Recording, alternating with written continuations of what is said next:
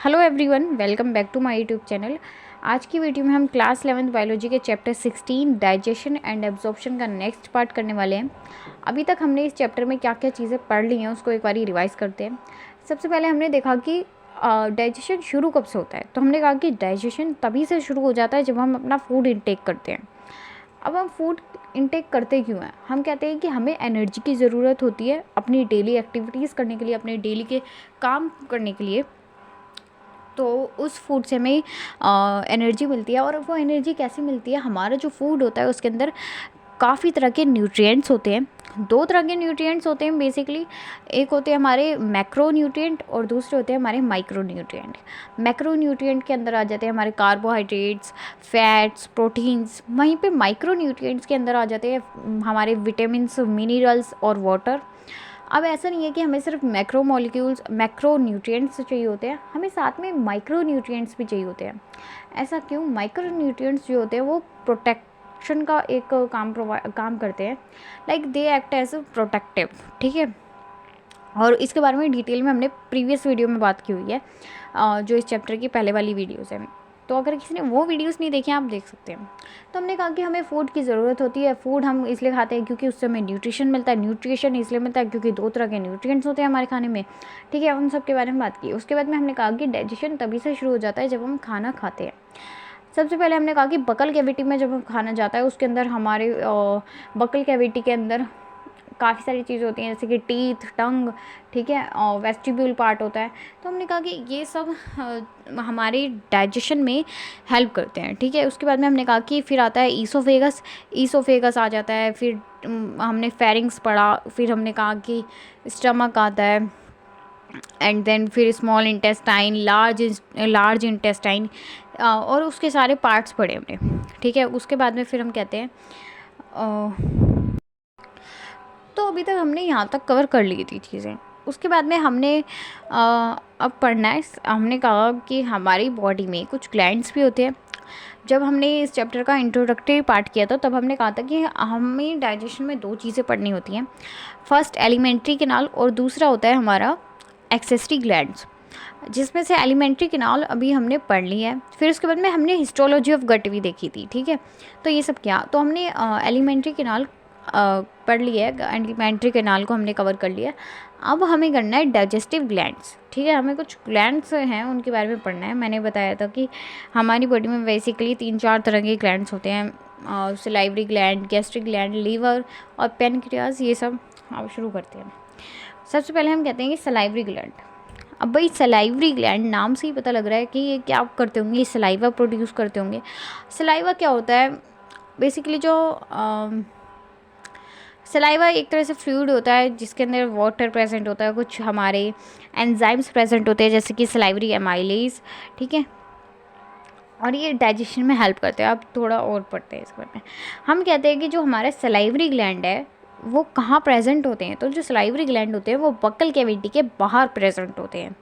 ये क्वेश्चन बन जाता है कि, और फिर हम इस पर ये टिक कर देते हैं कि बक्कल कैविटी के अंदर मिलते होंगे। नहीं, सलाइवरी ग्लैंड जो होते हैं वो आउटसाइड बक्कल कैविटी प्रेजेंट होते हैं। हम कहते हैं कि यहाँ पे डक्ट प्रेजेंट होते हैं और ये एक्सोक्राइन ग्लैंड होता है। जब हमने टिश्यू वाला चैप्टर किया था तो मैंने एक्सोक्राइन और एंडोक्राइन ग्लैंड के बारे में बताया था।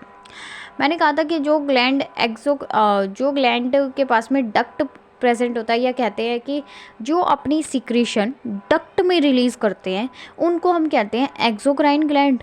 वहीं पे जो हमारे जो ग्लैंड्स होते हैं जो अपनी सिक्रीशन ब्लड में पोर करते हैं, ब्लड में सिक्रीट करते हैं, उनको हम कहते हैं एंडोक्राइन ग्लैंड।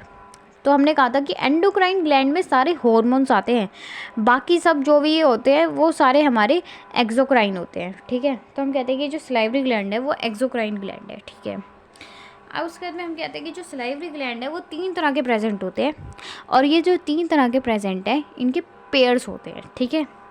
फर्स्ट आ जाता है हमारा पैरोटिड। पैरोटिड ग्लैंड जो होता है वो कहाँ पे मिलता है? वो हमें हमारे ईयर्स के फ्रंट में देखने को मिलता है और चीक्स के नीचे देखने को मिलता है बेसिकली। ठीक है। तो और उसके बाद में हम कहते हैं कि ये जो ग्लैंड होता है पैरोटिड ग्लैंड, ये लार्जेस्ट होता है। ठीक है। अब लार्जेस्ट, वैसे सभी जितने भी हमें ग्लैंड्स पढ़ने हैं उनमें लार्जेस्ट ग्लैंड है लीवर, लेकिन इन तीनों में ये जो है ना सलाइवरी ग्लैंड के 3 पार्ट्स, 3 टाइप्स, इन तीनों में सबसे बड़ा होता है हमारा पैरोटिड ग्लैंड, ठीक है। और ये 25% ऑफ सिक्रीशन प्रोड्यूस करता है, यानी कि ये लोग मतलब इतनी इन तीनों से सिक्रीशन होती है, उनमें से सबसे ज़्यादा, मतलब सबसे ज़्यादा कह रही हूँ, 25% सिक्रीशन हमारा पैरोटिड ग्लैंड प्रोड्यूस करता है।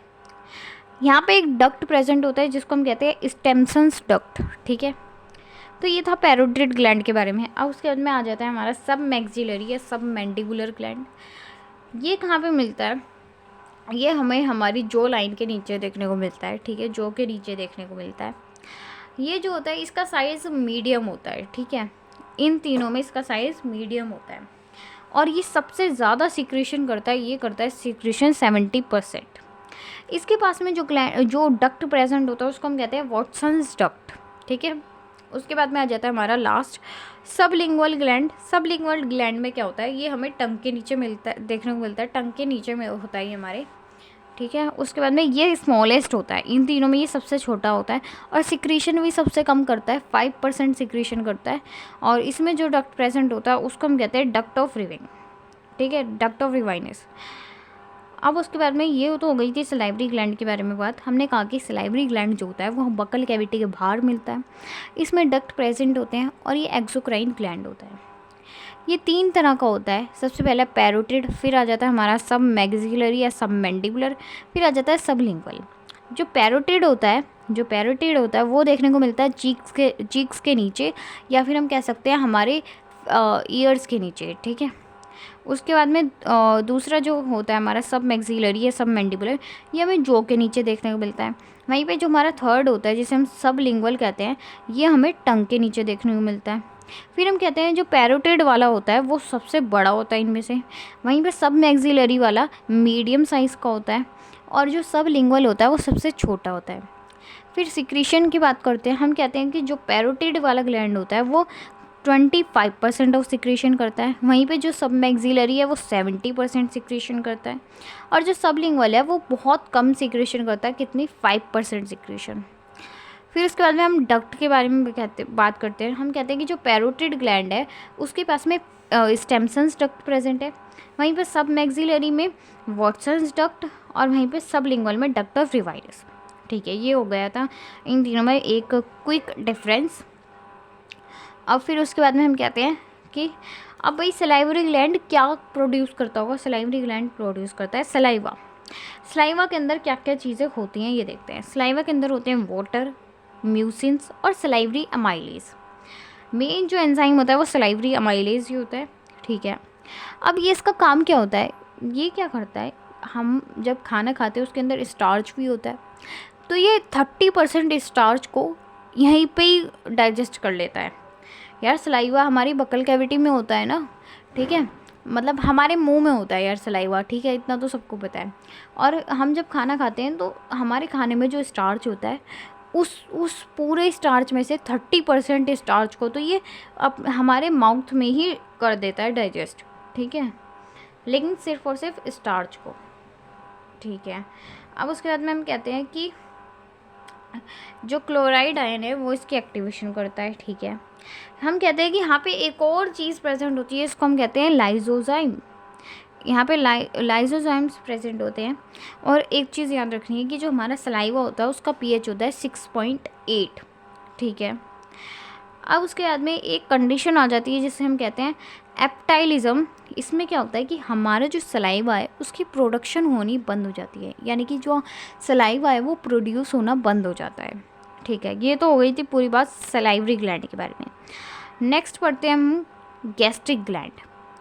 अब गैस्ट्रिक ग्लैंड क्या होता है? गैस्ट्रिक ग्लैंड, यार गैस्ट्रिक वर्ड का ना मतलब होता है थोड़ा थोड़ा स्टमक से, थोड़ा क्या मतलब सारा मतलब स्टमक से होता है, ठीक है। तो हम गैस्ट्रिक ग्लैंड से समझ सकते हैं ये वो ग्लैंड्स होंगे जो हमारे स्टमक में प्रेजेंट है, ठीक है। अब हम लोग कहते हैं कि जो गैस्ट्रिक ग्लैंड है वो स्टमक के म्यूकोसा में मिलते हैं। म्यूकोसा क्या होता है? हिस्टोलॉजी के बारे में जब हमने हिस्टोलॉजी वाला टॉपिक किया था प्रीवियस वीडियो में तब हमने किया था, अगर किसी ने वो वीडियो नहीं देखी आप देख सकते हैं। अब ये जो ग्लैंड्स होते हैं ये 1-2 प्रेजेंट नहीं होते, ठीक है। हमने वहाँ पे कहा कि 3 पेयर्स होते हैं, लेकिन यहाँ पे ऐसा नहीं है। जो हमारे गैस्ट्रिक ग्लैंड होते हैं वो मिलियंस में प्रेजेंट होते हैं। अब भाई मिलियंस में प्रेजेंट है तो उनकी स्टडी कर पाना थोड़ा सा मुश्किल हो जाता है, इसलिए हम क्या करते हैं, इनकी स्टडी ना करके इनके अंदर जो सेल्स प्रेजेंट होते हैं उनकी स्टडी करते हैं। तो अब हम उनके गैस्ट्रिक ग्लैंड के सेल्स के बारे में पढ़ेंगे। फर्स्ट आ जाते हैं हमारे गॉबलेट या फिर नेक सेल्स।